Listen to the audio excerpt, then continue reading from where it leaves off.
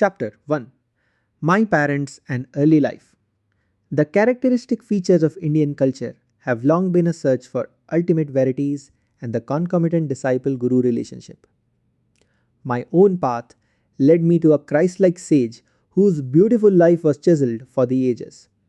He was one of the great masters who are India's sole remaining wealth. Emerging in every generation, they have bulwarked their land against the fate of Babylon and Egypt. I find my earliest memories covering the anachronistic features of a previous incarnation.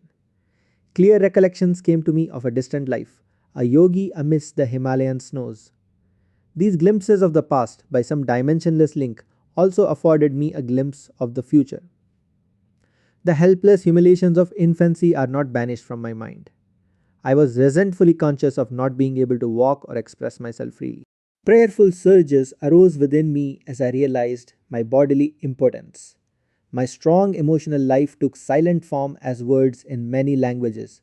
Among the inward confusion of tongues, my ear gradually accustomed itself to the circumambient Bengali syllables of my people. The beguiling scope of an infant's mind, adultly considered limited to toys and toes. Psychological ferment and my unresponsive body brought me to many obstinate crying spells. I recall the general family bewilderment at my distress. Happier memories too crowd in on me, my mother's caresses, and my first attempts at lisping phrase and toddling step. These early triumphs, usually forgotten quickly, are yet a natural basis of self confidence. My far reaching memories are not unique. Many yogis are known to have retained their self consciousness without interruption by the dramatic transition to and from life and death. If man be solely a body, its loss indeed places the final period to identity. But if prophets down the millenniums spake with truth, man is essentially of incorporeal nature. The persistent core of human egoity is only temporarily allied with sense perception, although odd, clear memories of infancy are not extremely rare. During travels in numerous lands, I have listened to early recollections from the lips of veracious men and women. I was born in the last decade of the 19th century and passed my first 8 years at Gorakhpur. This was my birthplace in the United Provinces of northeastern India. We were 8 children, 4 boys and 4 girls. I, Mukunda Lal Ghosh, was the second son and the fourth child. Father and mother were Bengalis of the Kshatriya caste. Both were blessed with saintly nature. Their mutual love, tranquil and dignified, never expressed itself frivolously. A perfect parental harmony was the calm center for the revolving tumult of 8 young lives. Father Bhagavati Sharan Ghosh was kind, grave, at times stern. Loving him dearly, we children yet observed a certain reverential distance. An outstanding mathematician and logician, he was guided principally by his intellect. But mother was a queen of hearts and taught us only through love. After her death, father displayed more of his inner tenderness. I noticed then that his gaze often metamorphosed into my mother's. In mother's presence, we tasted our earliest bittersweet acquaintance with the scriptures. Tales from the Mahabharata and Ramayana were resourcefully summoned to meet the exigencies of discipline, instruction, and chastisement went hand in hand. A daily gesture of respect to father was given by mothers dressing us carefully in the afternoons to welcome him home from the office. His position was similar to that of a vice president in the Bengal Nagpur Railway, one of India's large companies. His work involved traveling, and our family lived in several cities during my childhood. Mother held an open hand toward the needy. Father was also kindly disposed, but his respect for law and order extended to the budget. One fortnight mother spent in feeding the poor more than father's monthly income.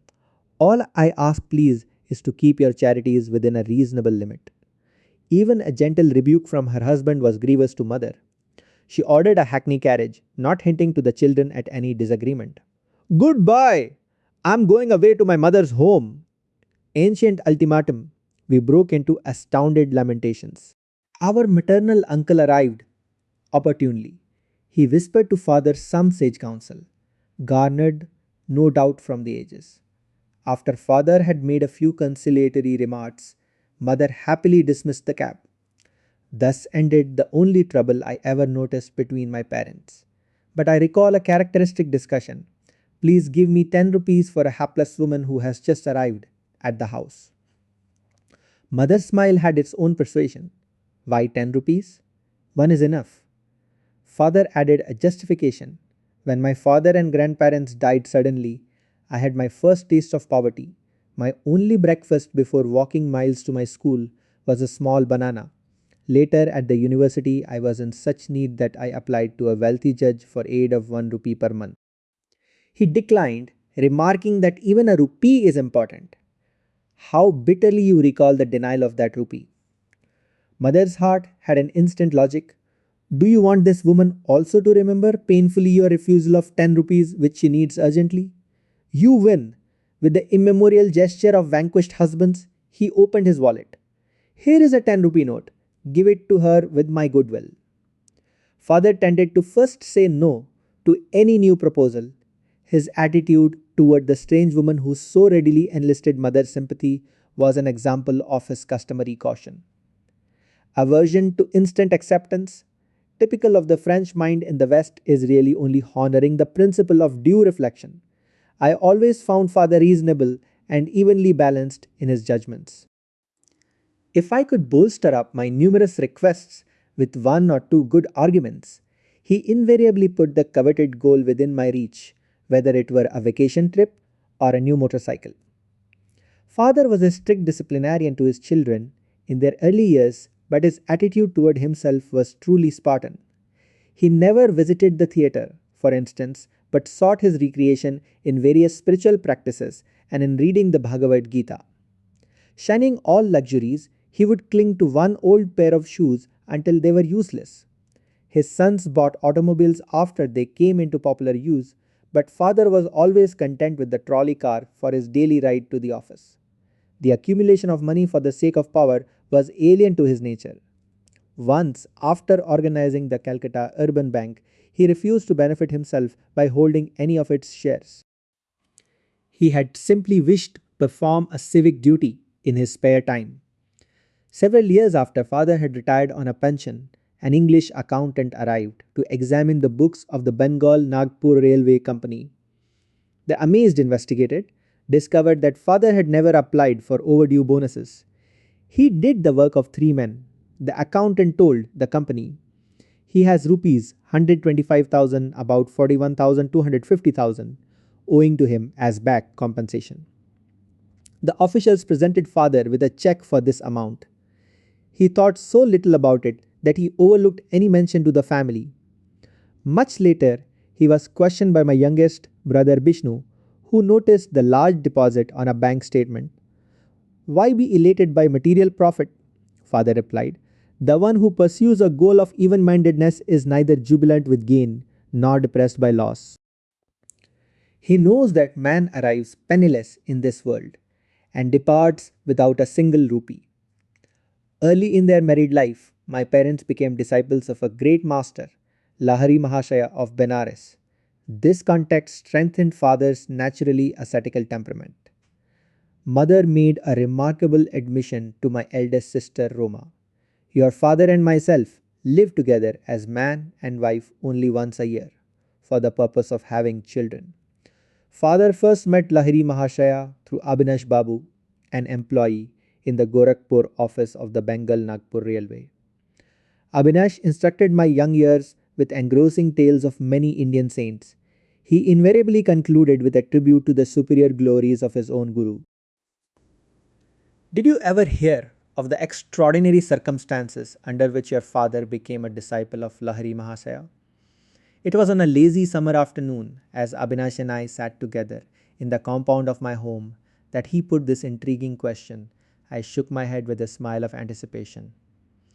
Years ago, before you were born, I asked my superior officer, your father, to give me a week's leave from my Gorakhpur duties in order to visit my Guru in Benares. Your father ridiculed my plan. Are you going to become a religious fanatic? He inquired. Concentrate on your office work if you want to forge ahead. Sadly, walking home along a woodland path that day, I met your father in a palanquin. He dismissed his servants and conveyance and fell into step beside me. Seeking to console me, he pointed out the advantages of striving for worldly success. But I heard him listlessly, my heart was repeating Lahiri Mahasaya. I cannot live without seeing you. Our path took us to the edge of a tranquil field where the rays of the late afternoon sun were still crowning the tall ripple of the wild grass. We paused in admiration. There in the field, only a few yards from us, the form of my great guru suddenly appeared. Bhagavati, you are too hard on your employee. His voice was resonant in our astounded ears. He vanished as mysteriously as he had come. On my knees, I was exclaiming, Lahiri Mahasaya, Lahiri Mahasaya. Your father was motionless with stupefaction for a few moments. Abhinash, not only do I give you leave, but I give myself leave to start for Benares tomorrow. I must know this great Lahiri Mahashaya, who is able to materialize himself at will in order to intercede for you. I will take my wife and ask this master to initiate us in his spiritual path. Will you guide us to him? Of course. Joy filled me at the miraculous answer to my prayer and the quick, favorable turn of events. The next evening, your parents and I entrained for Benares. We took a horse cart the following day and then had to walk through narrow lanes to my guru's secluded home. Entering his little parlor, we bowed before the master and locked in his habitual lotus posture. He blinked his piercing eyes and leveled them on your father. Bhagavati, you are too hard on your employee. His words were the same as those he had used 2 days before in the Gorakhpur field. He added, I am glad that you have allowed Abhinash to visit me, and that you and your wife have accompanied him. To their joy, he initiated your parents in the spiritual practice of Kriya Yoga. Your father and I, as brother disciples, have been close friends since the memorable day of the vision. Lahari Mahashaya took a definite interest in your own birth. Your life shall surely be linked with his own. The Master's blessing never fails. Lahari Mahashaya left this world shortly after I had entered it. His picture, in an ornate frame, always graced our family altar in the various cities to which father was transferred by his office. Many a morning and evening found mother and me meditating before an improvised shrine, offering flowers dipped in fragrant sandalwood paste. With frankincense and myrrh, as well as our united devotions, we honored the divinity which had found full expression in Lahari Mahashaya. His picture had a surpassing influence over my life. As I grew, the thought of the Master grew with me. In meditation, I would often see his photographic image emerge from its small frame and, taking a living form, sit before me.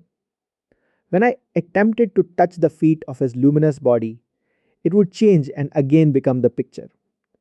As childhood slipped into boyhood, I found Lahari Mahashaya transformed in my mind, from a little image cribbed in a frame to a living, enlightening presence. I frequently prayed to him in moments of trial or confusion, finding within me his solacing direction. At first I grieved because he was no longer physically living. As I began to discover his secret omnipresence, I lamented no more. He had often written to those of his disciples who were over anxious to see him, why come to view my bones and flesh when I am ever within range of your Kutastha, spiritual sight? I was blessed about the age of 8 with a wonderful healing through the photograph of Lahari Mahasaya. This experience gave intensification to my love. While at our family estate in Ichapur, Bengal, I was stricken with Asiatic cholera. My life was despaired of. The doctors could do nothing. At my bedside, mother frantically motioned me to look at Lahari Mahasaya's picture on the wall above my head. Bow to him mentally. She knew I was too feeble even to lift my hands in salutation. If you really show your devotion and inwardly kneel before him, your life will be spared. I gazed at his photograph and saw there a blinding light enveloping my body and the entire room. My nausea and other uncontrollable symptoms disappeared. I was well. At once I felt strong enough to bend over and touch mother's feet in appreciation of her immeasurable faith in her guru. Mother pressed her head repeatedly against the little picture. O omnipresent Master, I thank thee that thy light hath healed my son. I realized that she too had witnessed the luminous blaze through which I had instantly recovered from a usually fatal disease. One of my most precious possessions is that same photograph given to Father by Lahari Mahasaya himself. It carries a holy vibration. The picture had a miraculous origin. I heard the story from Father's brother disciple, Kali Kumar Roy. It appears that the master had an aversion to being photographed over his protest. A group picture was once taken of him and a cluster of devotees, including Kali Kumar Roy. It was an amazed photographer who discovered that the plate, which had clear images of all the disciples, revealed nothing more than a blank space in the center where he had reasonably expected to find the outlines of Lahari Mahashaya. The phenomenon was widely discussed. A certain student and expert photographer, Ganga Dar Babu, boasted that the fugitive figure would not escape him. The next morning, as the Guru sat in lotus posture on a wooden bench with a screen behind him, Gangadhar Babu arrived with his equipment, taking every precaution for success. He greedily exposed 12 plates. On each one, he soon found the imprint of the wooden bench and screen. But once again, the master's form was missing. With tears and shattered pride, Gangadhar Babu sought out his Guru. It was many hours before Lahari Mahasaya broke his silence with a pregnant comment. I am spirit. Can your camera reflect the omnipresent invisible? I see it cannot. But holy sir, I lovingly desire a picture of the bodily temple, where alone, to my narrow vision, that spirit appears fully to dwell. Come, then tomorrow morning I will pose for you. Again, the photographer focused his camera. This time, the sacred figure, not cloaked with mysterious imperceptibility, was sharp on the plate. The master never posed for another picture, at least I have seen none. The photograph is reproduced in this book. Lahari Mahasaya's fair features, of a universal caste, hardly suggest to what race he belonged. His intense joy of God communion is slightly revealed in a somewhat enigmatic smile. His eyes, half open to denote a nominal direction on the outer world, are half closed also, completely oblivious to the poor lures of the earth. He was fully awake at all times to the spiritual problems of seekers who approached for his bounty. Shortly after my healing through the potency of the Guru's picture, I had an influential spiritual vision. Sitting on my bed one morning, I fell into a deep reverie. What is behind the darkness of closed eyes? This probing thought came powerfully into my mind. An immense flash of light at once manifested to my inward gaze. Divine shapes of saints sitting in meditation posture in mountain caves formed like miniature cinema pictures on the large screen of radiance within my forehead. Who are you? I spoke aloud. We are the Himalayan yogis. The celestial response is difficult to describe. My heart was thrilled. Ah, I longed to go to the Himalayas and become like you. The vision vanished. But the silvery beams expanded in ever widening circles to infinity. What is this wondrous glow? I am Iswara. I am light. The voice was as murmuring clouds. I want to be one with thee. Out of the slow dwindling of my divine ecstasy, I salvaged a permanent legacy of inspiration to seek God. He is eternal, ever new joy. This memory persisted long after the day of rapture. Another early recollection is outstanding, and literally so, for I bear the scar to this day. My elder sister Uma and I were seated in the early morning under a neem tree in our Gorakhpur compound. She was helping me with a Bengali primer. What time I could spare my gaze from the nearby parrots eating ripe margosa fruit. Uma complained of a boil on her leg and fetched a jar of ointment. I smeared a bit of the salve on my forearm. Why do you use medicine on a healthy arm? Well, sis, I feel I'm going to have a boil tomorrow. I am testing your ointment on the spot where the boil will appear. You little liar. Sis, don't call me a liar until you see what happens in the morning. Indignation filled me. Uma was unimpressed and thrice repeated her taunt. An adamant resolution sounded in my voice as I made slow reply. By the power of will in me, I say that tomorrow I shall have a fairly large boil in this exact place on my arm, and your boil shall swell to twice its present size. Morning found me with a stalwart boil on the indicated spot. The dimensions of Uma's boil had doubled. With a shriek, my sister rushed to mother. Mukunda has become a necromancer. Gravely, mother instructed me never to use the power of words for doing harm. I have always remembered her counsel and followed it. My boil was surgically treated. A noticeable scar left by the doctor's incision is present today. On my right forearm is a constant reminder of the power in man's sheer word, those simple and apparently harmless phrases to Uma, spoken with deep concentration, had possessed sufficient hidden force to explode like bombs and produce definite, though injurious, effects. I understood later that the explosive vibratory power in speech could be wisely directed to free one's life from difficulties, and thus operate without scar or rebuke. Our family moved to Lahore in the Punjab.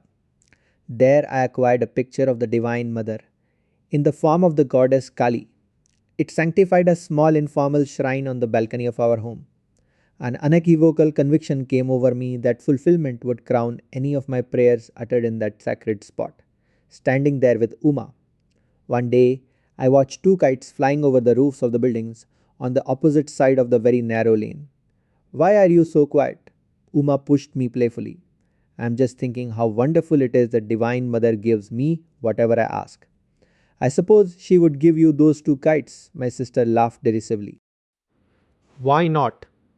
I began silent prayers for their possession. Matches are played in India with kites whose strings are covered with glue and ground glass. Each player attempts to sever the string of his opponent. A freed kite sails over the roofs. There is great fun in catching it. Inasmuch as Uma and I were on the balcony, it seemed impossible that any loose kite could come into our hands. Its string would naturally dangle over the roofs. The players across the lane began their match. One string was cut. Immediately the kite floated in my direction. It was stationary for a moment through sudden abatement of breeze, which sufficed to firmly entangle the string with a cactus plant on top of the opposite house. A perfect loop was formed for my seizure. I handed the prize to Uma. It was just an extraordinary accident and not an answer to your prayer. If the other kite comes to you, then I shall believe. Sister's dark eyes conveyed more amazement than her words. I continued my prayers with a crescendo intensity. A forcible tug by the other player resulted in the abrupt loss of his kite. It headed toward me, dancing in the wind. My helpful assistant, the cactus plant, again secured the kite string in the necessary loop by which I could grasp it. I presented my second trophy to Uma. Indeed, Divine Mother listens to you. This is all too uncanny for me. Sister bolted away like a frightened fawn.